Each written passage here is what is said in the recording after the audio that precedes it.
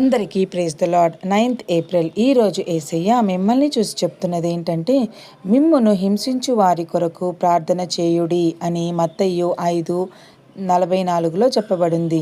Pray for those who spitefully use you. ఈ వాక్యం యేసు చెప్పిన పర్వత ప్రసంగంలో ఒక ముఖ్యమైన బోధ. సాధారణంగా మనం మనలను ప్రేమించే వారికి ప్రేమిస్తాము, మనకు చెడు చేసిన వారిని ద్వేషిస్తాము. కానీ యేసు బోధ చాలా భిన్నంగా ఉంటుంది. చెడు చేసిన వారికి మేలు చేయండి, వారి కొరకు ప్రార్థన చేయండి అని.